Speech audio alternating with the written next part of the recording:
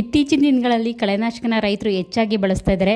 ಈ ಔಷಧಿನ ಸಿಂಪಡಿಸೋ ಸಮಯದಲ್ಲಿ ರೈತರು ಸರಿಯಾದ ರೀತಿಯ ಸುರಕ್ಷಿತ ಕ್ರಮಗಳನ್ನ ತಗೊಳ್ಳದೆ ಅನೇಕ ರೋಗಗಳಿಗೆ ತುತ್ತಾಗ್ತಾ ಇದ್ದಾರೆ. ಈ ಮೆಡಿಸನ್ನು ನಮ್ಮ ದೇಹಕ್ಕೆ ಸೇರಿದರೆ ಶ್ವಾಸಕೋಶದ ಸಮಸ್ಯೆ, ಕ್ಯಾನ್ಸರು, ಸ್ಕಿನ್ ಅಲರ್ಜಿ ಇಂಥ ಅನೇಕ ಕಾಯಿಲೆಗಳು ಬರ್ತವೆ. ಮುಖ್ಯವಾಗಿ ಶ್ವಾಸಕೋಶಕ್ಕೆ ಇದೇನಾದರೂ ಸೇರಿಕೊಂಡ್ರೆ ಈ ಕಾಯಿಲೆ 90% ವಾಸಿ ಆಗೋದೇ ಇಲ್ಲ. ನಿಮಗೆ ಸದ್ಯದಲ್ಲ ಅಲ್ಲ ಅಂದ್ರೂ ಕೂಡ ಕಾಲಕ್ರಮೇಣ ನಿಮಗೆ ಶ್ವಾಸಕೋಶ ಡ್ಯಾಮೇಜ್ ಆಗ್ತಾ ಬರುತ್ತೆ.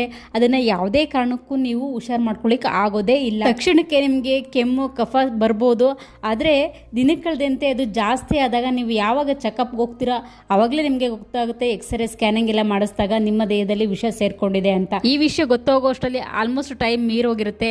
ಆವಾಗ ನಮಗೆ ಸಂಪೂರ್ಣವಾಗಿ ಆ ಕಾಯಿಲೆನ ವಾಸಿ ಮಾಡ್ಕೊಳ್ಳೋಕ್ಕಾಗೋದೇ ಇಲ್ಲ. ಸೊ ಹೀಗಾಗಿ ಈ ಮೆಡಿಸಿನ್ಗೆ ಹಲವಾರು ಜನ ಇವತ್ತು ತುತ್ತಾಗ್ತಾ ಇದ್ದಾರೆ.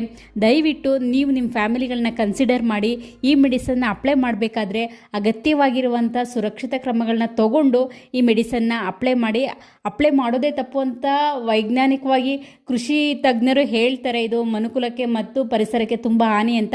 ಆದರೂ ಅಪ್ಲೈ ಮಾಡಲೇಬೇಕು ಅನ್ನೋ ಪರಿಸ್ಥಿತಿ ಇದ್ದರೆ ದಯವಿಟ್ಟು ಸುರಕ್ಷಿತ ಕ್ರಮಗಳನ್ನ ತಗೊಳ್ಳಿ.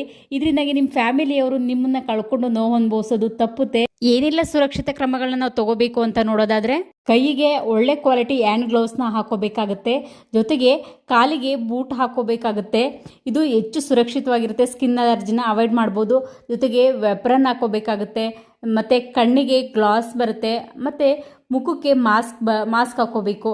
ಇದರಿಂದಾಗಿ ನೀವು ಅಪ್ಲೈ ಮಾಡುವಾಗ ಗಾಳಿನಲ್ಲಿ ಕೂಡ ನಿಮ್ಮ ದೇಹಕ್ಕೆ ಮೆಡಿಸನ್ನು ಸೇರ್ಕೊಳ್ಳೋಂಥ ಚಾನ್ಸಸ್ಸು ತುಂಬ ಕಡಿಮೆ ಇರುತ್ತೆ. ಹಾಗೆ ಇನ್ನೊಂದು ಮುಖ್ಯವಾದ ವಿಷಯ, ಮೆಡಿಸನ್ನ ನೀವು ಅಪ್ಲೈ ಮಾಡಿದ್ಮೇಲೆ ಯಾವುದೇ ಕಾರಣಕ್ಕೂ ಬೀಡಿ ಮತ್ತು ಸಿಗರೇಟ್ನ ಸೇದಬಾರ್ದು.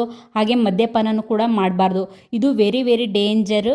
ಮತ್ತು ನೀವು ಊಟ ಮಾಡಬೇಕು ಅಂದರೆ ತುಂಬ ಚೆನ್ನಾಗಿ ಕೈ ಕಾಲುಗಳನ್ನ ತೊಳ್ಕೊಂಡು ಅಥವಾ ಸ್ನಾನ ಮಾಡಿ ತದನಂತರ ನೀವು ಊಟನ ಮಾಡಬೇಕು. ನಮ್ಮ ಆರೋಗ್ಯ, ನಮ್ಮ ಸುರಕ್ಷತೆ, ನಮ್ಮ ಫ್ಯಾಮಿಲಿ ಬಗ್ಗೆ ನಾವೇ ಕಾಳಜಿ ತೋರಿಸ್ಬೇಕಲ್ವಾ.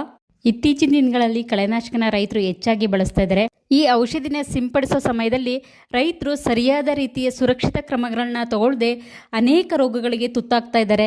ಈ ಮೆಡಿಸನ್ನು ನಮ್ಮ ದೇಹಕ್ಕೆ ಸೇರಿದರೆ ಶ್ವಾಸಕೋಶದ ಸಮಸ್ಯೆ, ಕ್ಯಾನ್ಸರು, ಸ್ಕಿನ್ ಅಲರ್ಜಿ ಇಂಥ ಅನೇಕ ಕಾಯಿಲೆಗಳು ಬರ್ತವೆ. ಮುಖ್ಯವಾಗಿ ಶ್ವಾಸಕೋಶಕ್ಕೆ ಇದೇನಾದರೂ ಸೇರಿಕೊಂಡ್ರೆ ಈ ಕಾಯಿಲೆ 90% ವಾಸಿ ಆಗೋದೇ ಇಲ್ಲ. ನಿಮಗೆ ಸದ್ಯದಲ್ಲ ಅಲ್ಲ ಅಂದ್ರೂ ಕೂಡ ಕಾಲಕ್ರಮೇಣ ನಿಮಗೆ ಶ್ವಾಸಕೋಶ ಡ್ಯಾಮೇಜ್ ಆಗ್ತಾ ಬರುತ್ತೆ. ಅದನ್ನು ಯಾವುದೇ ಕಾರಣಕ್ಕೂ ನೀವು ಹುಷಾರು ಮಾಡ್ಕೊಳ್ಳಿಕ್ಕೆ ಆಗೋದೇ ಇಲ್ಲ. ತಕ್ಷಣಕ್ಕೆ ನಿಮಗೆ ಕೆಮ್ಮು ಕಫ ಬರ್ಬೋದು, ಆದರೆ ದಿನಕ್ಕೆ ಕಳೆದಂತೆ ಅದು ಜಾಸ್ತಿ ಆದಾಗ ನೀವು ಯಾವಾಗ ಚೆಕಪ್ಗೆ ಹೋಗ್ತೀರಾ ಆವಾಗಲೇ ನಿಮಗೆ ಗೊತ್ತಾಗುತ್ತೆ. ಎಕ್ಸ್ರೇ ಸ್ಕ್ಯಾನಿಂಗ್ ಎಲ್ಲ ಮಾಡಿಸಿದಾಗ ನಿಮ್ಮ ದೇಹದಲ್ಲಿ ವಿಷ ಸೇರಿಕೊಂಡಿದೆ ಅಂತ. ಈ ವಿಷಯ ಗೊತ್ತಾಗೋಷ್ಟರಲ್ಲಿ